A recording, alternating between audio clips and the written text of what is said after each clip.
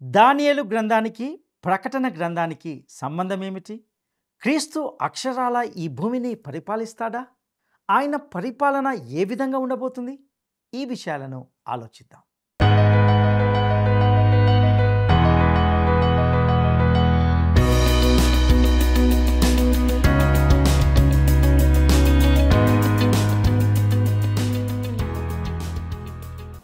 ప్రియ మిత్రులారా, word రిసౌండ్స్ today పరిచర్య ద్వారా మిమ్మల్ని అందరినీ నేటి ప్రేమధార కార్యక్రమానికి స్వాగతం పలుకుచున్నాం. గత కొన్ని రోజులుగా మనము దానియేలు గ్రంథ అధ్యయనాల ద్వారా అనేక లోతైన ఆధ్యాత్మిక సత్యాలను నేర్చుకుంటున్నాం. నేటి ఈ కార్యక్రమంలో మనుష్య కుమారుని గూర్చిన ప్రవచనాత్మక సందేశంతో పాటు భవిష్యత్తులో జరగబోయే తీర్పును గూర్చిన విషయాలను తెలుసుకుంటాం.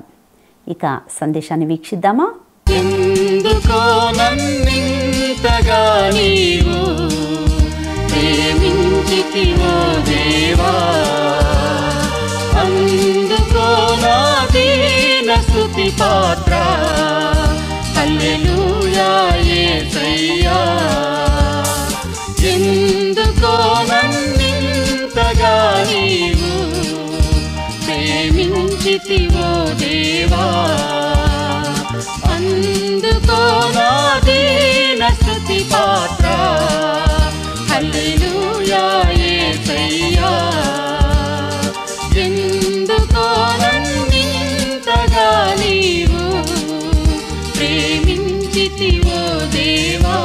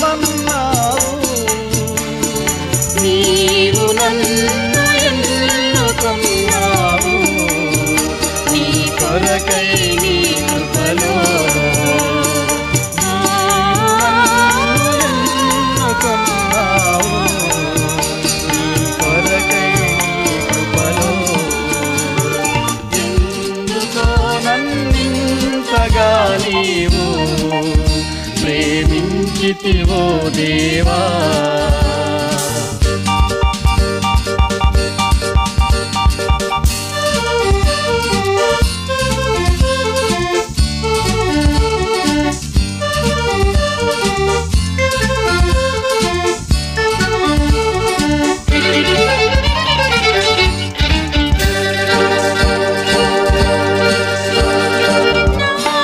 మనవలో ముందే నీ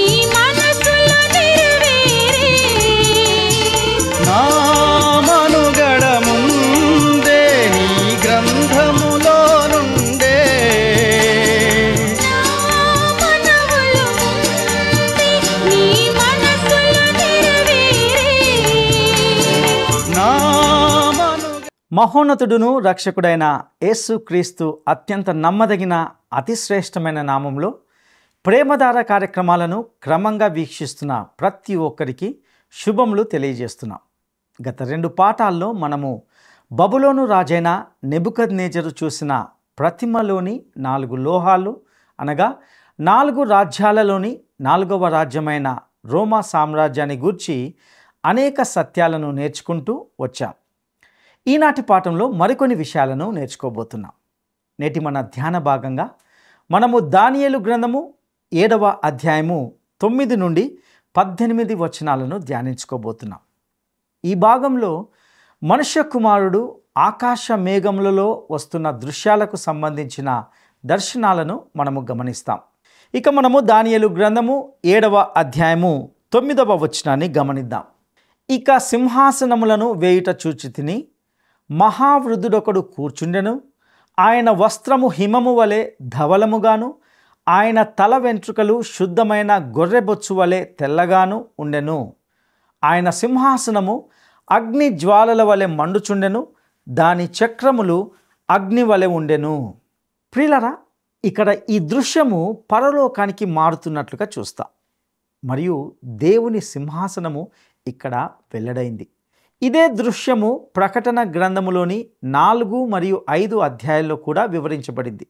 ఇది మహాశ్రమల తీర్పు మరియు భూమి మీదకు వచ్చే క్రీస్తు 2వ రాకడకు సన్నాహాలుగా సిద్ధపాటుగా ఉంటున్నది. ఈ వచనంలో మనము సింహాసనములను వేయుట చూచితిని అనే మాటను మనము గమనిస్తాం. ఈ మాట ప్రకటన గ్రంథము 4వ అధ్యాయము 4వ వచనానికి అనుగుణంగా ఉంటుంది.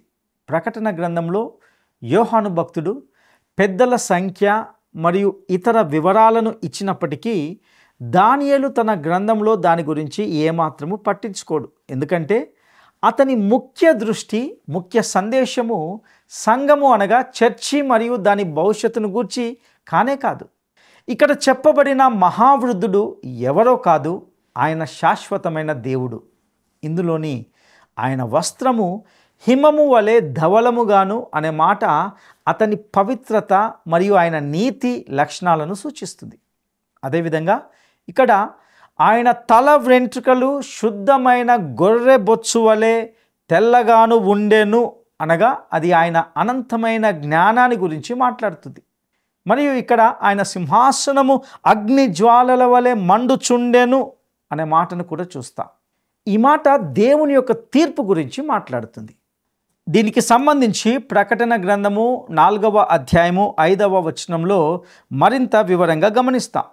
దాని చక్రములు అగ్ని వలె ఉండెను అనగా ఆయన చక్రాలు మండుతున్న అగ్నిలా అనగా దేవుని ప్రతిఘటన లేని శక్తి మరియు విరామం లేని శక్తి గురించి మాట్లాడుతుందని గ్రహించాలి.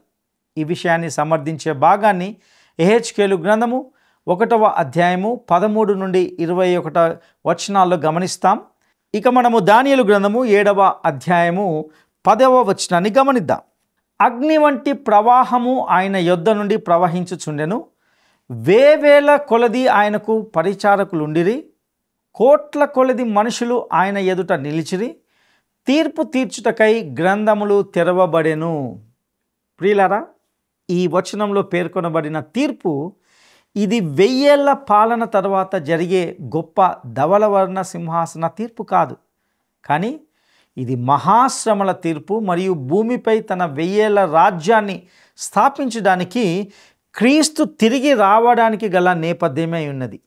ఈ విషయాలను మనము ప్రకటన గ్రంథము 5వ అధ్యాయము 11 నుండి 14 వచనాలు గమనిస్తాం. ఇక మనము దానియేలు గ్రంథము 7వ అధ్యాయము 11వ వచనాన్ని మనము గమనిద్దాం. అప్పుడు నేను చూచుచుండగా ఆ కొమ్ము పలుకుచున్న మహాగర్వపు మాటల నిమిత్తము వారు ఆ జంతువును చంపినట్టు కనబడెను. తర్వాత దాని కళేబరము మండుచున్న అగ్నిలో వేయబడెను. ప్రియులారా, ఆ రాజ్యములో ఎవరు ప్రవేశిస్తారో నిర్ణయించడానికి దేవుడు పరలోకంలో తీర్పు దృశ్యాన్ని ఏర్పాటు చేస్తుండగా భూమిపై ఈ చిన్న కొమ్ము అతి బిగ్గరగా దూషిస్తూ గర్వంతో కూడిన మాటలు గొప్పలు చెబుతుంది. దీనికి సంబంధించిన విషయాలను మనము ప్రకటన గ్రంథము 13వ అధ్యాయము 5-6 వచనాల్లో గమనిస్తాం. అయితే అతని గూర్చిన తీర్పు నిర్ణయించబడింది మరియు అతని రాజ్యము నాశనం చేయబడింది. ఇక చివరి మృగము అనగా ఆ 4వ జంతువు ద్వారా ప్రాతినిధ్యం వహించే ఈ రాజ్యం యొక్క ప్రాధాన్యత ఆ రాజ్యం యొక్క ప్రారంభంపై కానే కాదు, దాని ముగింపు పైనే ఉంది. క్రీస్తు ఈ లోకములో భూమి మీద జీవిస్తున్న దేశాలను మరియు వ్యక్తులను తీర్పు తీర్చడానికి వచ్చే రాకకు కొద్ది కాలము ముందే ఈ చిన్న కొమ్ము కనిపించడం జరుగుతుంది. ఈ కాలము మహాశ్రమల కాలానికి సమానం. ఇక మనము దానియేలు గ్రంథము 7వ అధ్యాయము 12వ వచనాన్ని గమనిద్దాం. మిగిలిన ఆ జంతువుల ప్రభుత్వము తొలగిపోయెను, సమయము వచ్చు వరకు అవి సజీవుల మధ్యను ఉండవలెనని ఒక సమయము ఒక కాలము వారికి ఏర్పాటాయెను. ప్రియులారా, మొదటి 3 జంతువులు నాశనం చేయబడినప్పటికీ అవి ప్రాతినిధ్యం వహిస్తున్న రాజ్యాల యొక్క భావజాలము మరియు తత్వశాస్త్రము స్పష్టంగా జీవిస్తాయి మరియు అవి మహాశ్రమల కాలంలో వ్యక్తమవుతాయి. ఇక మనము దానియేలు గ్రంథము 7వ అధ్యాయము 13వ వచనాన్ని గమనిద్దాం. రాత్రి కలిగిన దర్శనములను నేను ఇంకా చూచుచుండగా ఆకాశ మేఘారుడై మనుష్య కుమారుని పోలిన ఒకడు వచ్చి ఆ మహావృద్ధుడగు వాని సన్నిధిని ప్రవేశించి ఆయన సముఖమునకు తేబడెను. పరలోకంలో ఉన్న దేవుని కుమారుడు ఈ లోక రాజ్యాలను అన్యుల నుండి తీసుకొని తన రాజ్యాన్ని స్థాపించే అధికారంతో ఇక్కడ ఉంటున్నాడు. యేసు తన విచారణలో యూదుల సభ ముందు ప్రమాణం చేసినప్పుడు మార్కు సువార్త 14వ అధ్యాయము 61-62 వచనాల్లో ఈ భాగాన్ని ప్రస్తావించాడు. అయితే ఆయన ఉత్తరమేమీయు చెప్పక ఊరకుండెను. తిరిగి ప్రధాన యాజకుడు పరమాత్ముని కుమారుడవైన క్రీస్తువు నీవేనా అని ఆయనను అడగగా యేసు అవును నేనే, మీరు మనుష్య కుమారుడు సర్వశక్తిమంతుని కుడి పార్శ్వమున కూర్చునుటయు ఆకాశ మేఘారుడై వచ్చుటయు చూచెదరని చెప్పెను. అదేవిధంగా లూకా సువార్త 1వ అధ్యాయము 32వ వచనంలో ఆయనను గూర్చి దేవదూత చేత ఈ విధంగా ప్రవచించబడింది. ఆయన గొప్పవాడై సర్వోన్నతుని కుమారుడు అనబడును, ప్రభువైన దేవుడు ఆయన తండ్రి అయిన దావీదు సింహాసనమును ఆయనకు ఇచ్చును. ప్రియులారా, ఇక్కడ చాలా స్పష్టంగా చెప్పబడింది ఏమిటంటే ప్రభువైన యేసుయే ఆ ప్రతిమను కొట్టే చేతి సహాయము లేకుండా తీయబడిన రాయిగా ఉండి ఆయన ఈ భూమిపై తన రాజ్యాన్ని స్థాపిస్తాడు.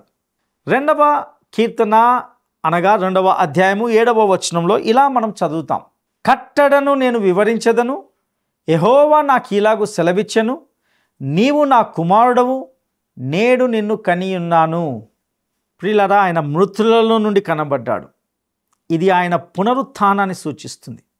ఇది బెత్లెహేములోని ఆయన జననాన్ని సూచించడం లేదు. దీనికి సంబంధించి అపోస్తులైన పౌలు అపోస్తుల కార్యములు 13వ అధ్యాయము 33వ వచనంలో మనకు ఈ వివరణను ఇస్తున్నట్టుగా చూస్తాం. అదేవిధంగా కీర్తనకారుడు కీర్తనల గ్రంథము 2వ అధ్యాయము 8వ వచనంలో కూడా ఇలా చెప్తున్నాడు. నన్ను అడుగుము, జనములను నీకు స్వాస్థ్యముగాను భూమిని దిగంతముల వరకు సొత్తుగాను ఇచ్చెదను. యేసు క్రీస్తు ఈ రాజ్యాన్ని స్వాధీనం చేసుకోబోతున్నాడు. ఆయన దానిని ఎలా చేస్తాడు? కీర్తనల గ్రంథము 2వ అధ్యాయము 9వ వచనంలో ఈ రీతిగా చూస్తాం. ఇనుప దండముతో నీవు వారిని నలగగొట్టెదవు, కుండను పగులగొట్టినట్లు వారిని ముక్క చెక్కలుగా పగులగొట్టెదవు. ఆయన 2వ రాకడలో భూమి మీదకు వచ్చినప్పుడు 1000 ఏండ్ల పాలన ఆయన కోసం వేచి ఉండడం అంటూ ఉండదు. ఆయన అన్ని తిరుగుబాటులను అణిచివేస్తాడు మరియు విధేయులైన వారు రాజ్యంలోకి ప్రవేశిస్తారు. ఇక మనము దానియేలు గ్రంథము 7వ అధ్యాయము 14వ వచనాన్ని మనం గమనిద్దాం. సకల జనులను, రాష్ట్రములను, ఆయా భాషలు మాట్లాడువారును ఆయనను సేవించినట్లు ప్రభుత్వమును మహిమయు ఆధిపత్యమును ఆయనకి ఇవ్వబడెను. ఆయన ప్రభుత్వము శాశ్వతమైనది, అదెన్నటికి తొలగిపోదు. ఆయన రాజ్యము ఎప్పుడునూ లయము కాదు. ప్రియులారా, ఇది క్రీస్తు రాకడకు మరియు చేతి సహాయము లేకుండా తీయబడిన రాయి ద్వారా ప్రతిమను పగలగొట్టడానికి మార్గాన్ని సిద్ధం చేస్తుంది. ఈ వివరాలను మనము ప్రకటన గ్రంథము 19వ అధ్యాయము 11 నుండి 16 వచనాల్లో గమనిస్తాం. ఆయన ప్రభుత్వము శాశ్వతమైనది అనే మాట 1000 సంవత్సరాలుగా పిలువబడే 1000 ఏళ్ల రాజ్యం యొక్క ఆలోచనకు విరుద్ధంగా కనిపిస్తుంది. అయితే 1000 సంవత్సరాల ముగింపులో క్రీస్తు పరిపాలనతో పరీక్షాకాలమైన ఈ కాలంలో సాతాను కొంతకాలము విడుదల చేయబడినప్పుడు ఆయనకు వ్యతిరేకంగా తిరుగుబాటు జరుగుతుంది. ఆ తర్వాత రాజ్యము శాశ్వతంలోకి వెళ్తుంది. ప్రకటన గ్రంథము 20వ అధ్యాయము 6వ వచనము ఇలా చెబుతుంది: ఈ మొదటి పునరుత్థానములో పాలుగలవారు ధన్యులను పరిశుద్ధులునై ఉందురు. ఇట్టి వారి మీద రెండవ మరణమునకు అధికారం లేదు. వీరు దేవునికిని క్రీస్తుకును యాజకులై క్రీస్తుతో కూడా 1000 సంవత్సరములు రాజ్యము చేయుదురు. ప్రియులారా, 1000 సంవత్సరాల రాజ్యము అనేది శాశ్వత రాజ్యం యొక్క ఒక దశ మాత్రమే. ప్రకటన గ్రంథము 20వ అధ్యాయంలో ఈ దశలు సంక్షిప్తంగా స్పష్టంగా వివరించబడ్డాయి. క్రీస్తు పరలోకపు పరిస్థితుల్లో ఈ భూమిపై భౌతికంగా 1000 సంవత్సరాలు పరిపాలిస్తాడు. ఈ కాలం తర్వాత సాతాను విడుదల చేయబడతాడు. దేవునికి వ్యతిరేకంగా తిరుగుబాటులో ఉన్నటువంటి నూతన జన్మ అనే అనుభవం లేని మానవ హృదయం సాతాను నాయకత్వానికి చేరుకుంటుంది. మరియు అతడు క్రీస్తుకు వ్యతిరేకంగా యుద్ధం చేయడానికి వారందరినీ సమకూరుస్తాడు. సాతాను మరియు తిరుగుబాటుదారులైన ద్రోహులు వాని అనుచరులు అగ్నిగుండంలో పడవేయబడతారు. నశించిన మృతులు ఆ గొప్ప ధవలవర్ణ సింహాసనం ముందు తీర్పు కోసం లేవబడతారు. దీని తర్వాత రాజ్యం యొక్క శాశ్వత అంశం అనే పరిధిలోకి వస్తుంది. ఈ విషయాన్ని దానియేలు గ్రంథము 7వ అధ్యాయము 27వ వచనంలో మనం గమనిస్తాం. ఈ రాజ్యం యొక్క స్థానము భూమిపైనే ఉంటుందని దేవుని యొక్క వాక్యము చాలా స్పష్టంగా చెబుతుంది. మీకా గ్రంథము 4వ అధ్యాయము 2వ వచనంలో మనము ఇలా చదువుతాం: కాబట్టి ఆ కాలమున అన్యజనులు అనేకులు వచ్చి సీయోనులో నుండి ధర్మశాస్త్రమును, యెరూషలేములో నుండి యెహోవా వాక్కును బయలువెళ్ళును. యాకోబు దేవుని మందిరమునకు యెహోవా పర్వతమునకు మనము వెళుదాం రండి. ఆయన తన మార్గముల విషయమై మనకు బోధించును. మనము ఆయన త్రోవలలో నడుచుకొందుము అని చెప్పుకొందురు. ప్రియులారా, ఇక మనము 4 జంతువులు లేదా ఆ 4 మృగాల యొక్క నిర్వచనాన్ని గమనిద్దాం. దానియేలు గ్రంథము 7వ అధ్యాయము 15, 16 వచనాలను మనం గమనిద్దాం. నాకు కలిగిన దర్శనములు నన్ను కలవరపరచుచున్నందున దానియేలను నేను నా దేహములో మనోదుఃఖము గలవాడనైతిని. నేను దగ్గర నిల్చున్న వారిలో ఒకని యొద్దకు పోయి ఇందును గూర్చిన నిజమంతయు నాకు చెప్పుమని అడగగా అతడు నాతో మాట్లాడి ఆ సంగతుల భావమును నాకు తెలియజేసెను. ప్రియులారా, ప్రతిమ యొక్క కళ నెబుకద్నెజరును కలవరపెట్టినట్లుగా ఈ దర్శనము దానియేలును కలవరపెడుతుంది. అతడు వివరణ కోసము పరలోకపు జీవుల్లో ఒకరిని సమీపిస్తున్నట్లుగా చూస్తాం. దానియేలు గ్రంథము 7వ అధ్యాయము 17వ వచనాన్ని మనం గమనిద్దాం. ఎట్లనగా, ఈ మహాజంతువులు 4 ఉండి లోకమందు ప్రభుత్వం చేయబోయు 4 రాజులను సూచించుచున్నవి. ప్రియులారా, ఈ 4 జంతువులు రాజ్యాలు మాత్రమే కాదు, రాజులు కూడా. మొదటగా నెబుకద్నెజర్ అతని బబులోను రాజ్యంతో కలిసి బంగారు తలగా మరియు 2 రెక్కల సింహం ద్వారా ప్రాతినిధ్యం వహించాడు. రెండవదిగా మాదియా పారసిక దేశము ఎలుగుబంటి రూపంలో ప్రాతినిధ్యం వహిస్తే, మూడవదిగా గ్రీకు మాసిదోనియా సామ్రాజ్యానికి పర్యాయ పదంగా ఉన్న అలెగ్జాండర్ ద గ్రేట్ ఇత్తడి మరియు చిరుతపులి యొక్క 2 వైపులా చిత్రీకరించబడ్డాడు. ఇక నాలుగవదిగా రోమా రాజ్యము ఘోరమైన భయంకరమైన జంతువు. ఈ క్రూర జంతువులు వాటి మాంసాహార మరియు తిండిబోతు స్వభావాలతో రాజు మరియు రాజ్యం రెండింటి యొక్క లక్షణానికి ప్రాతినిధ్యం వహిస్తాయి. దానియేలు గ్రంథము 7వ అధ్యాయము 18వ వచనాన్ని మనం గమనిద్దాం. అయితే మహోన్నతుని పరిశుద్ధులే రాజ్యాధికారము నొందుదురు. వారు యుగ యుగములు యుగ యుగాంతముల వరకు రాజ్యమేలుదురు. ఈ వచనంలో పరిశుద్ధుల గుర్తింపు ఈ ప్రకటన యొక్క ముఖ్యమైన అంశం. ఈ అధ్యాయంలో వారిని గూర్చి ప్రస్తావించే 5 వచనాలు ఉంటున్నాయి.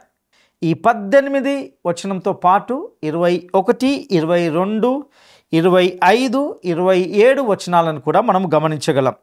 దీనిని గూర్చిన ప్రస్తావన దానియేలు 8వ అధ్యాయము 24వ వచనంలో మళ్ళీ కనిపిస్తుంది. వెంటనే ప్రవచనాత్మక వివరణను బోధించే ఒక పాఠశాల వారు ఇందులోని భాగము క్రొత్త నిబంధన పరిశుద్ధులని ఊహిస్తుంది. చాలామంది ప్రజలు దానికంటే సంకుచితంగా భావిస్తారు. ఎలా అంటే వారు తమ సంఘము లేక శాఖ తెగ వారి చిన్న సమూహం మాత్రమే అక్కడ ఉన్న పరిశుద్ధులు అని వారు భావిస్తారు. నా ప్రియ స్నేహితుడా, దేవునికి చాలా పెద్ద కుటుంబం ఉంది. పాత నిబంధనలో ఆయనకు పాత నిబంధన పరిశుద్ధులు ఉన్నారు. ఇశ్రాయేలు జాతిని పరిశుద్ధులు అని పిలుస్తారు. ఇతర విశ్వాసం నుండి వచ్చిన అన్యులను కూడా దేవుని పరిశుద్ధులు అని పిలుస్తారు. అది నేటి సంఘంలో ఉన్న క్రొత్త నిబంధన పరిశుద్ధుల నుండి భిన్నమైన గుంపుగా ఉంటున్నది. మీ చిన్న సమూహం మాత్రమే రక్షింపబడుతుందని, లేదా ఈ కృపాయుగంలోని మీరు అనగా ఈ యుగంలోని విశ్వాసులు మాత్రమే రక్షింపబడతారనే ఆలోచనను మీరు కలిగి ఉండవద్దని కోరుతుంటున్నాను. పెంతెకొస్తు దినానికి ముందు దేవుడు ప్రజలను రక్షించాడు, మరియు ఆయన సంఘము ఎత్తబడిన తర్వాత ప్రజలను రక్షించబోతున్నాడు. దేవుడు రక్షించే పనిలో ఉన్నాడు. బహుశా సంఘము అనగా చర్చి సువార్తతో ప్రజలను చేరుకోవడంలో విఫలమవుతుండవచ్చు, కానీ దేవుడు అస్సలు విఫలమవడం లేదు. దానియేలు గ్రంథము 8వ అధ్యాయము 24వ వచనము ఈ విధంగా చెబుతుంది. అతడు గెలుచును గాని తన స్వబలము వలన గెలువడు. ఆశ్చర్యముగా శత్రువులను నాశనం చేయుటయందు అభివృద్ధి పొందుచు, ఇష్టమైనట్టుగా జరిగించుచు, బలవంతులను అనగా పరిశుద్ధ జనమును నశింపచేయును. కాబట్టి ప్రియులారా, ఈ వచనంలో పేర్కొనబడిన పరిశుద్ధ జనము ఎవరంటే దేవునికి చెందిన పరిశుద్ధులు. నిర్గమకాండము 19వ అధ్యాయము 6వ వచనము ఇశ్రాయేలును పరిశుద్ధ జనముగా లేదా పరిశుద్ధులుగా గుర్తిస్తుంది. ఒకసారి దేవుడే స్వయంగా అంటున్న ఆ మాటలను మనము గమనిద్దాం. మీరు నాకు యాజక రూపమైన రాజ్యముగాను పరిశుద్ధమైన జనముగాను ఉందురని చెప్పుము. నీవు ఇశ్రాయేలీయులతో పలకవలసిన మాటలు ఇవే. పరిశుద్ధులు అనే పదానికి గ్రీకు పదము హగియోస్, మరియు ఇది క్రొత్త నిబంధనలో 200 సార్లు మనకు కనిపిస్తుంది. 92 సార్లు హగియోస్ అనేది ఆత్మతో కలిపి పరిశుద్ధుడు అని అనువదించబడింది. అంటే పరిశుద్ధాత్మ కొరకు చెప్పబడిన పదము. చర్చి లేదా సంఘములోని విశ్వాసులను పరిశుద్ధులు లేదా పరిశుద్ధ జనాంగం అని పిలుస్తారు. క్రొత్త నిబంధనలో పరిశుద్ధులు అంటే క్రీస్తుపై విశ్వాసము కారణంగా నీతిమంతులుగా ప్రకటించబడిన పాపులు. ఈ సత్యాన్ని మనము రోమాపత్రిక 1వ అధ్యాయము 7వ వచనంలో గమనిస్తాం. అదేవిధంగా హగియోస్ అనగా పరిశుద్ధులు అనే మాట పాత నిబంధన విశ్వాసులకు ఆపాదించబడింది. ఈ విషయాన్ని మనము మత్తయి సువార్త 27వ అధ్యాయము 52, 53 వచనాలు గమనిస్తాం. మరియు ఇదే మాట మహాశ్రమల కాలంలోని పరిశుద్ధులకు కూడా ఉపయోగించబడినట్లుగా ప్రకటన గ్రంథము 13వ అధ్యాయము 7వ వచనంలో చూస్తాం. కాబట్టి దానియేలు గ్రంథంలోని పరిశుద్ధులు అనే మాట ఇశ్రాయేలు ప్రజలందరికీ కాదు, విశ్వాసుల శేషానికి చెందిన ఇశ్రాయేలు ప్రజలకు మాత్రమే సూచించబడిందని గ్రహించాలి. ఇక్కడ సంఘము లేదా చర్చిలోని పరిశుద్ధులు దృష్టిలో లేరని స్పష్టమైన రుజువుగా తెలుస్తుంది. ఎందుకంటే ఇక్కడ దానియేలు ఏ కోణంలోనూ ఈ క్రొత్త నిబంధన సంఘాన్ని గురించి సూచించడం లేదు.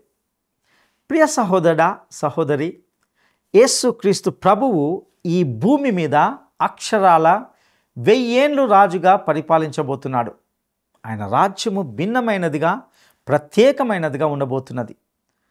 ఒక నీతిమంతమైన పరిపాలన అనేది ఎలా ఉంటుందో ఈ కాలంలో మనం గమనిస్తాం. పాత నిబంధన పరిశుద్ధులు, క్రొత్త నిబంధన పరిశుద్ధులు అనే మాటను గూర్చి మనము తరచుగా విని ఉండవచ్చు. ఈ దానియేలు గ్రంథంలో పేర్కొనబడినటువంటి పరిశుద్ధులు ఎవరంటే, దేవుని కొరకు ప్రత్యేకంగా పరిశుద్ధంగా జీవిస్తూ ఆయన కొరకు శ్రమలను అనుభవించేవారు. అయితే ప్రియులారా, క్రొత్త నిబంధన పరిశుద్ధులు అనగా ఈ క్రొత్త నిబంధనలు అనగా ఈ కృపాకాలంలో ఉంటున్నవారు ఎవరైతే దేవుని కృపను గుర్తించి యేసుక్రీస్తు యొక్క కల్వరి శిలువ రక్తంలో కడగబడి ఆయనను తమ స్వంత రక్షకునిగా అంగీకరిస్తారో అలాంటి వారు ఈ క్రొత్త నిబంధన పరిశుద్ధులుగా పరిగణించబడతారు. ఈ సందేశాన్ని వింటున్న నీవు కూడా క్రీస్తునందు పరిశుద్ధునిగా ఉన్నావని నమ్ముచున్నాం. అటు కృప దేవుడు నీకు దయచేయనుగాక. దైవాశీస్సులు. ప్రార్థన చేసుకుందాం. మహాపరిశుద్ధుడా, నమ్మదగిన దేవా, మీ దయగల పాదాలకు వందనాలు, స్తుతులు చెల్లిస్తుంటున్నాం. ప్రభువా, ఇంతవరకు నీ వాక్యము ద్వారా స్పష్టంగా మాట్లాడుతూ మమ్మల్ని హెచ్చరిస్తూ గద్దిస్తూ మేలుకొల్పుతున్న ప్రతి సత్యానికే నీకు వందనాలు చెల్లిస్తుంటున్నాం. అవును ప్రభువా, ఈ లోకంలో మేము అంత్యకాలంలో చివరి దినాల్లో ఉంటున్నాం. నీ రాకడకు సమీపంగా జీవిస్తుంటున్నాం. ప్రభువా, కాలంలో ప్రస్తుత పరిస్థితుల్లో జరుగుతున్న ప్రతి విషయాన్ని మేము గమనిస్తూ నీ వాక్యపు వెలుతురులో మేము గమనిస్తూ ప్రభువా, మమ్మల్ని మేము సరి చేసుకుంటూ నీ కొరకు జీవించడానికి, నీ రాకడకు సిద్ధపడడానికి తగిన సహాయము దయచేయవలసిందిగా ప్రార్థిస్తుంటున్నాం. అవును ప్రభువా, మేము పరిశుద్ధులుగా ఉండాలి అంటే క్రీస్తు రక్తంలో కడగబడాలి. అప్పుడు మాత్రమే నీ రాజ్యానికి వారసులుగా పరిగణించబడతాం. మేము జన్మ పాపులము, కర్మ పాపులము. మేము మీ యొక్క రక్తంలో కడగబడితేనే మాకు విమోచన దొరుకుతుంది. యేసు క్రీస్తు ద్వారా దొరికిన రక్షణ మార్గానికై నీకు వందనాలు చెల్లిస్తుంటున్నాం. ప్రభువా, ఈ వాక్యాన్ని వింటున్న వ్యక్తులు ఎవరైనప్పటికీ ప్రభువా, వారు యేసు క్రీస్తు బిడలుగా మార్చబడి ఉన్నామనే నిశ్చయత వారికి దయచేయవలసిందిగా ప్రార్థిస్తూ నీకే సమస్త ఘనత, మహిమ, ప్రభావాలు ఆరోపిస్తూ మా రక్షకుడును నమ్మదగిన యేసయ్య శ్రేష్టమైన నామములో అడిగి స్తుతించి వేడుకుంటున్నాము తండ్రి. ఆమెన్.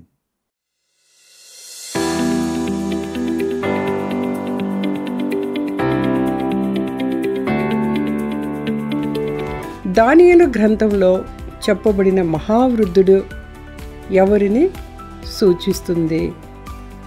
దానియేలు గ్రంథంలో చెప్పబడిన మహావృద్ధుడు ఎవరిని సూచిస్తుంది? 1 నెబుకద్నెజరు, 2 శాశ్వతమైన దేవుడు, 3 అబ్రహాము. ఈ ప్రశ్నకు సరైన జవాబును ఈ వాట్సాప్ నంబర్కు పంపండి. మా వాట్సాప్ నంబర్ 9339952570. నేటి ఈ సందేశంలోని సత్యాలు మీ జీవితాలకు ఉపయోగకరంగా ఉన్నాయని, అవి మీకు ఎంతో ప్రోత్సాహాన్ని కలిగించాయని భావిస్తున్నాం. ఇంకా మీకు ఏవైనా ప్రశ్నలు కానీ లేదా సందేహాలు కానీ లేక మీ ప్రార్థన మనవులు కానీ ఉంటే క్రింద ఇవ్వబడిన ఫోన్ నంబర్ ద్వారా మమ్మల్ని సంప్రదించగలరని ఆశిస్తున్నాం. దేవుడు మిమ్మును మీ కుటుంబమును దీవించునుగాక. ఆమెన్. ఈ కార్యక్రమం మీకు నచ్చిందా? అయితే వెంటనే మిస్డ్ కాల్ ఇవ్వండి. బహుమతి పొందే విజేత మీరే కావచ్చు.